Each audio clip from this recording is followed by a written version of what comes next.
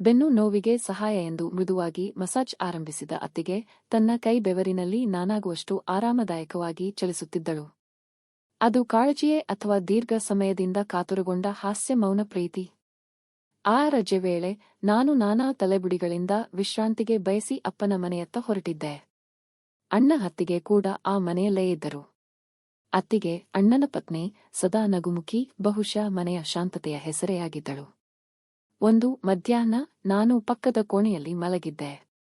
Computer ಮುಂದೆ ಕುಳಿತುಕೊಂಡಿದ್ದಾಗ ಬೆನ್ನು ಕೆಟ್ಟದ್ದು. ಅತ್ತಿಗೆ ಅಡುಗೆ ಮನೆಯಿಂದ ಬಂದಳು. ನನ್ನನ್ನು ನೋಡಿ, ಏನು ಭಂಗಿಯಂತೆ ಕುಳಿತುಕೊಂಡಿದೀಯಾ? ನಿನಗೆ ಮಸಾಜ್ ಬೇಕು ಎಂದು ನಗುತ್ತಲೇ ಹೇಳಿದಳು. ಅತ್ತಿಗೆ, ಇದೆಲ್ಲ ನೋವುತ್ತಿದೆ. ಆದರೆ ಬೇರೆ ಯಾರೂ ಇಲ್ಲ ಇಲ್ಲೇ. ಹುಷಾರಾಗಿ ಬಾ, ನಾನೇ ಮಾಡ್ತೀನಿ. ನಾನು ಮಸಾಜ್ ಮಾಡೋದು ಕಸ್ಟಮರ್ಗಳಿಗಿಂತ ಚೆನ್ನಾಗಿದೆ. ಅವಳ ನಗೆ ಎಷ್ಟು ಮೃದುವಾಗಿದೆಯೋ ಆ ನಗೆಯಲ್ಲಿ ಇನ್ಮುಂದೆ ನಡೆಯಲಿರುವ ನಿಷಿದ್ಧ ಸಂವೇದನೆಗಳ ಮೌಲ್ಯವಿತ್ತು. ಅವಳು ನನ್ನ ಹಿಂದಿನಿಂದ ನಿಂತಳು. ಅವಳ ಬೆರಳುಗಳು ನನ್ನ ಬೆನ್ನು, ಭುಜ ಮತ್ತು ಕುತ್ತಿಗೆ ಮೇಲೆ ಓಡಿದಾಗ ನಾನು ಗಾಬರಿಗೊಂಡೆ. ಇಷ್ಟು ಗಟ್ಟಿ ಆಯ್ತು ನಿನ್ನ ಸ್ನಾಯುಗಳು. ಹಂಗಾಗಿ ಬೆವರು ಬರುತ್ತಿದೆ. ಅವಳು ಬಾಯಲ್ಲಿ ಕೇಳಿದಳು, ಆದರೆ ಅವಳ ಕೈ ಮಾತನಾಡುತ್ತಿದ್ದವು, ಮೃದುವಾಗಿ, ತೇವದೊಂದಿಗೆ, ಆಸಕ್ತಿಯಿಂದ. ಅತ್ತಿಗೆ, ಬೇಕಿಲ್ಲ ಅಂದರೂ ಕೇಳ್ತಿರಲ್ವಾ? ನಾನು ನಗುತ್ತಲೇ ಮುಜುಗರದಿಂದ ಹೇಳಿದೆ. ಅವಳು ನನ್ನ ತಲೆ ಮೇಲೆ ತಿರುಗುತ್ತಲೇ ಕುಳಿತುಕೊಂಡಳು. ಅಂದರೆ ನನ್ನ ಮುಂದೆ. ನೀನೋ ಅಣ್ಣನ ತಂಗಿ. ಇಂತಿದ್ದಾಗ ಮಸಾಜ್ ಮಾಡೋದು ತಪ್ಪೆ. ಆದ್ರೆ ಇವತ್ತು ನಿನ್ನ ಸ್ಪರ್ಶ ಬೇರೆ ತರಹ ಫೀಲ್ ಆಗ್ತಿದೆ. ನಿನ್ನ ಮೈಯ ಟೆಂಪರ್ ಬೇಜಾರಾಗಿಸ್ತಿದೆ ಅಲ್ವಾ?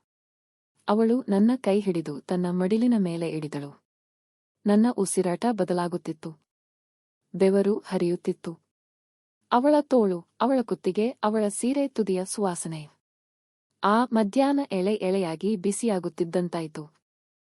ನಾನೀಗ ನಿನ್ನ ಅತ್ತಿಗೆಯಷ್ಟೇ ಅಲ್ಲ, ನಿನ್ನ ಮನುಷ್ಯತ್ವದ ಪರೀಕ್ಷೆಯ. ಅವಳ ನಗೆಯೊಳಗಿನ ಅರ್ಥ ನನಗೆ ಸ್ಪಷ್ಟವಾಗುತ್ತಿತ್ತು. ಆ ಹೊತ್ತಿಗೆ ನನಗೆ ಸ್ಪಷ್ಟವಾಯ್ತು, ಈ ಮಸಾಜ್ ಅನಾವರಣವಾಗುತ್ತಿದ್ದರೆ ಈ ಬಾಂಧವ್ಯವೊಂದು ಹೊಸ ಹೆಜ್ಜೆ ಇಡಲಿತ್ತು. ಅವಳು ನನ್ನ ಹಿಂದೆ ನಿಂತು ಮಸಾಜ್ ಮಾಡುತ್ತಿದ್ದ ಕ್ಷಣವೊಂದು ಮಾತ್ರದ ಆಲಿಂಗನದಂತೆ ಎನಿಸಿತು. ಅವಳ ಬೆರಳುಗಳು ಬೆನ್ನುಮೂಳೆಯ ಹತ್ತಿರ ತಿರುಗಿದಾಗ ನಾನು ಕಣ್ಣು ಮುಚ್ಚಿದೆ. ಅದೊಂದು ಸುಮ್ಮನಿರುವ ಗಾಳಿಯ ಮುನ್ನುಡಿ ಇರಲಿಲ್ಲ, ಅದು ಬಿಸಿಯಾಗುತ್ತಾ ಹೋಗುವ ಒಂದು ಆಸೆಯ ಪ್ರವಾಹ. ಇಲ್ಲಿ ನೋವು ಇದೆಯಾ ಎಂದು ಕೇಳಿದಳು. ಅವಳ ಬೆರಳು ನನ್ನ ಕೊನೆ ಹಜಾರ ಕಡೆಯ ಸ್ನಾಯುಗಳನ್ನು ಒತ್ತುತ್ತಿದ್ದವು. ಅತ್ರ ನೋವು ಅಷ್ಟಿಲ್ಲ. ಇನ್ನು ಮುಂದೆ ನೋವು ನಿಲ್ಲದ ಹಾಗೆ ಮಾಡ್ಬೇಡಿ ಅತ್ತಿಗೆಯ. ನಾನು ಅವಳ ಬಳಿ ಗಂಭೀರ ನಗೆಯೊಂದಿಗೆ ಉತ್ತರಿಸಿದೆ. ಅವಳು ನಗು ತರುತ್ತಾ, ನೋವು ಬೇಡ, ತಾಳ್ಮೆ ಬೇಕು. ಕೆಲವೊಂದು ಆನಂದಗಳ ಬೆಲೆಯೇ ನೋವಲ್ಲ ಎಂದಳು. ಅವಳ ಮಾತುಗಳು, ಬೆರಳುಗಳ ಸ್ಪರ್ಶ ನನ್ನ ಮೈ ಬಿಸಿಯಾಗಿಸುತ್ತಿದ್ದ ಇಡೀ ದೃಶ್ಯ. ನಾನು ನನ್ನನ್ನು ಮರೆತು ಬಿಟ್ಟೆ. ಅವಳ ಕೈ ನನ್ನ ಮೊದಲು ಬೆನ್ನು ಹೊತ್ತಿದರೂ ಇದೀಗ ಅದು ಕೈ ಮೇಲೆ, ಕೈ ಕೆಳಗೆ, ಕುತ್ತಿಗೆ ಕೆಳಗೆ ಉರಿದಂತೆ ಹರಡತೊಡಗಿತು. ನಿನ್ನ ಮೈ ತುಂಬಾ ಬಿಸಿ ಆಗ್ತಿದೆ. ನಾನು ನನ್ನ ಕೈ ತೆಗೆದ್ರೆ ನೀನೇ ಹೊತ್ತಿಕೊಳ್ತೀಯಾ? ಅವಳ ನಗೆಯಲ್ಲಿ ಪವಿತ್ರ ಆಕರ್ಷಣೆ ಇದ್ದರೂ ಅದರ ತಳಭಾಗದಲ್ಲಿ ಇಂಗಿತ ತುಂಬಿತ್ತು. ನಾನು ತಿರುಗಿ ಹಾಸಿಗೆಯ ಮೇಲೆ ಬಿದ್ದು ನೋಡಿದೆ. ಅವಳು ಕೂಡ ನನ್ನ ಪಕ್ಕದಲ್ಲೇ ಕುಳಿತು ನನ್ನ ಕಣ್ಣನ್ನು ನೇರವಾಗಿ ನೋಡಿದಳು. ನೀನು ಯಾಕೆ ಹೀಗೆ ತಪ್ಪು ಹಾಸ್ಯ ಮಾಡ್ತೀಯಾ ಅತ್ತಿಗೆ? ಇದು ಹಾಸ್ಯ ಅಲ್ಲ. ನಾನು ನನ್ನ ಮನಸ್ಸು ಹಂಚಿಕೊಳ್ತಾ ಇದ್ದೀನಿ. ಆದ್ರೆ ನಾನು ನಿನ್ನ ಅಳಿಯ. ಆದ್ರೆ ನಾನು ಈಗ ನಿನ್ನ ಮುಂದಿರುವ ಒಬ್ಬ ಹೆಂಗಸು. ಅವಳ ಮಾತು ನೇರವಾಗಿ ನನ್ನ ಎದೆಯೊಳಗೆ ನುಗ್ಗಿತು. ಅವಳ ಕೈ ನನ್ನ ತೋಳಿನ ಮೇಲೆ ಇತ್ತು. ನಾನು ಅವಳ ಸ್ಪರ್ಶವನ್ನು ಅಡ್ಡಗೊಳ್ಳಲೇ ಇಲ್ಲ. ಅವಳು ನನ್ನ ಎದೆ ಮೇಲೆ ತಲೆ ಇಟ್ಟಳು. ನೀನು ನನ್ನನ್ನು ಬಿಡಬಾರದು. ಅವಳ ಶಬ್ದ ನನ್ನ ಮೈಯ ದೇಹದೊಳಗೆ ಪ್ರವೇಶಿಸಿತು. ಅವಳ ಉಸಿರಾಟ ನನ್ನ ಮುಡಿಯ ಬಳಿ ತೊಳೆದಾಗ ನಾನು ನನ್ನ ಬಾಯಿಗೆ ಬರುವ ಮಾತುಗಳನ್ನೇ ಮರೆತೆ. ಅವಳನ್ನು ತಬ್ಬಿಕೊಂಡೆ. ಆ ಕ್ಷಣ ಮಸಾಜ್ ಎನ್ನುವ ನೆಪದ ಹಿಂದೆ ಎರಡು ಹೃದಯಗಳು ಮೌನವಾಗಿ ಬೆಸೆದುಕೊಂಡವು. ಇದು ಪ್ರಾರಂಭ. ಒಂದೇ ಹಾಸಿಗೆಯಲ್ಲಿ ಮೌನವಾಗಿ ಮಸಾಜ್ನಿಂದ ಪ್ರೀತಿ, ಪ್ರೀತಿಯಿಂದ ಪಾಪ, ಎಲ್ಲವೂ ಹೆಜ್ಜೆ ಇಡುತ್ತಿತ್ತು. ಅವನ ಪತ್ನಿ, ನನ್ನ ಅತ್ತಿಗೆ, ನನ್ನನ್ನು ಮಸಾಜ್ ಮಾಡುತ್ತಾ ಎದೆ ಮೇಲೆ ತಲೆ ಇಟ್ಟಾಗ ಅದರ ಹಿಂದೆ ಇದ್ದ ಅವಳ ನಿಷ್ಠುರ ಮೌನ ನನಗೆ ಗುಟ್ಟಾಗಿ ಅರಿತು ಬಂದಿತು. ಅವಳು ನನ್ನ ಎದೆಗೆ ತಲೆ ಇಟ್ಟುಕೊಂಡು ಬಡಿತ ಕೇಳುತ್ತಿದ್ದಳು. ನಿನ್ನ ಹೃದಯ ಏನು ಹೇಳುತ್ತೆ ನನಗೆ ಗೊತ್ತಿದೆಯೇ? ನಿನಗೆ ಗೊತ್ತಾದ್ರೂ ನೀನು ನಾನು ಈ ಹಾದಿಯಲ್ಲಿ ನಡೆಯೋದು ಸರಿಯಾ? ನಿನ್ನ ಮೈ ಒಮ್ಮೆ ಮುಟ್ಟಿದ ಮೇಲೆ ನಿನ್ನ ಮನಸ್ಸು ನನ್ನೊಳಗೆ ಓಡೋದು ನಾನು ನೋಡ್ತಾ ಇದ್ದೀನಿ. ಆ ರಾತ್ರಿ ಬೆಡ್ರೂಮ್ ಲೈಟ್ಗಳು ಆರಿಸಿ ಕಿಟಕಿಯ ಮುರುಟಿನ ಬೆಳಕಿನಲ್ಲಿ ನಾವು ಇಬ್ಬರೂ ಹಾಸಿಗೆಯ ಮೇಲೆ ಇಡೀ ಜಗತ್ತಿನಿಂದ ಮರೆಯಾಗಿದ್ದೆವು. ಅವಳ ಬಣ್ಣದ ನಿದ್ದೆ ಉಡುಪು ಎಳೆ ಎಳೆಯಾಗಿ ನನ್ನ ಉಸಿರನ್ನೇ ಎತ್ತಿಕೊಂಡಿತ್ತು. ಅವಳು ಬಿಸಿಯಾಗಿ ನನ್ನ ಕೈ ಹಿಡಿದು ತನ್ನ ಹೊಟ್ಟೆ ಮೇಲೆ ಇಟ್ಟಳು. ಈ ಭಾಗದಲ್ಲಿ ತೀವ್ರವಾಗಿ ಹಿಡಿದಿದ್ದೋ ನೋವು ಕಮ್ಮಿ ಮಾಡುವೆ. ಅವಳು ನನ್ನ ಕೈಯ ಮೇಲೆಯೇ ತನ್ನ ಬೆರಳು ಇಟ್ಟು ಒಂದು ಬದಲಾದ ಶಬ್ದವಿಲ್ಲದ ಸಂದೇಶ ನೀಡಿದಳು. ನಾನು ಅದರರ್ಥ ತಿಳಿದುಕೊಂಡೆ. ಆರಂಭವಾಗಿ ಬೆರಳುಗಳು, ಬಳಿಕ ತೋಳುಗಳು, ನಂತರ ತುಟಿಗಳು. ಎಲ್ಲವೂ ಮೌನವಾಗಿ ಸ್ಪರ್ಶಿಸತೊಡಗಿದವು. ಇದು ತಪ್ಪು ಅಲ್ಲವೇ? ಆದರೂ ಸುಖದಾತ್ಮಕ ಅಲ್ಲವಾ? ಅವನು, ಅಣ್ಣ, ನನಗೆ ಬೇಕಾದಾಗ ಇಲ್ಲ. ಆದರೆ ನೀನು ನನ್ನ ಹತ್ತಿರ ಇರುವೆ.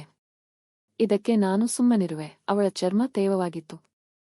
ನಾನು ಅವಳ ಬೆನ್ನನ್ನು ಕೈಯಿಂದ ಲಾಲನೆ ಮಾಡಿದಾಗ ಅವಳ ಉಸಿರಾಟ ಬದಲಾಗಿತು. ಅವಳು ನನ್ನ ಮೇಲೆ ಬಿದ್ದು ನನ್ನ ತುಟಿಯಲ್ಲೇ ತುಟಿಯನ್ನು ಇಟ್ಟಳು. ಅದೇ ಕ್ಷಣ ನಾನು ಬೇರೇನೂ ಯೋಚಿಸಲಿಲ್ಲ. ಅವಳು ನನ್ನ ಅತ್ತಿಗೆ ಅಲ್ಲ, ನನ್ನ ಸಂಗಾತಿಯಾಗಿದ್ದಳು. ಅವಳ ಕೂದಲನ್ನು ಕೈಯಲ್ಲಿ ಹಿಡಿದು ನಾನವಳ ಕಿವಿಯ ಬಳಿ ಪಿಸುಗುಟ್ಟಿದೆ. ನೀನು ನನ್ನೊಳಗೆ ತುಂಬಿಕೊಂಡೆ. ಈಗ ನಾನಿನ್ನು ಬಿಡಲು ಸಾಧ್ಯವಿಲ್ಲ. ಆಗ ಅವಳು ಕಣ್ಣೆತ್ತಿ ನೋಡಿದಳು. ಅವನಿಗೆ ನಾನು ಹೆಂಡತಿ, ನಿನಗೆ ನಾನು ಪ್ರಿಯೆ.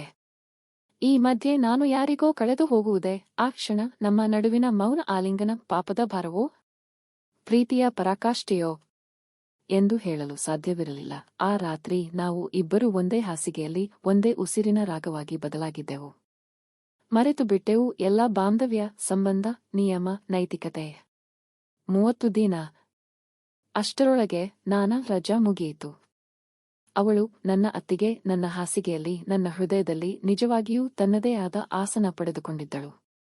ಆದರೆ ನಾವು ಎಷ್ಟು ದೂರ ಹೋಗಿದ್ದರೂ ಅವಳ ಹೃದಯದ ಒಂದು ಭಾಗ ಅತ್ತ ಎತ್ತೆಯಿಂದ ನಾನು ನೋಡಲಾರದಷ್ಟು ದೂರ ಇದ್ದದ್ದೇ ಸತ್ಯ. ಆ ರಾತ್ರಿ ನಾನು ಹೋಗೋ ಮೊದಲು ಅವಳು ನನ್ನ ಪಕ್ಕದಲ್ಲಿ ಮಲಗಿದ್ದಳು ಹಗುರಾನಗೆಯೊಂದಿಗೆ.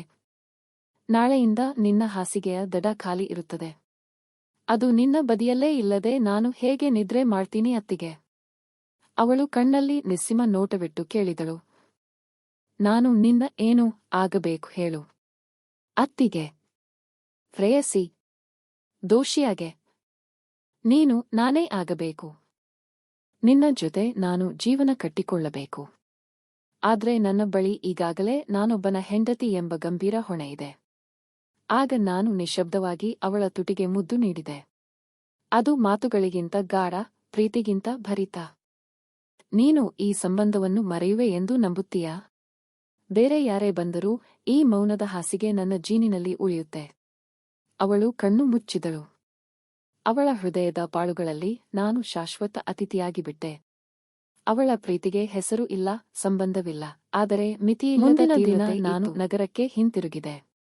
ಆದರೂ ಪ್ರತಿದಿನ ರಾತ್ರಿ ನನ್ನ ಬೆನ್ನು ಮೇಲೆ ಅವಳ ಬೆರಳ ಸ್ಮರಣೆ, ಎದೆಯ ಮೇಲೆ ಅವಳ ತಲೆ ಮತ್ತು ಉಸಿರಿನಲ್ಲಿ ಅವಳ ಉಸಿರಿನ ತಾಳ. ಅವುಗಳು ಎದ್ದು ನಿಂತುವು. ಅವಳು ಇನ್ನೊಮ್ಮೆ ಕರೆದಳು. ಮತ್ತೊಂದು 15 ದಿನ ಬಂದರೆ ಬಾ. ಈ ಬಾರಿಯ ಮಸಾಜ್ ಕೇವಲ ನೋವಿಗೆಲ್ಲ ಮಾತ್ರ ಅಲ್ಲ, ನಿನ್ನ ಪ್ರೀತಿಗೆ.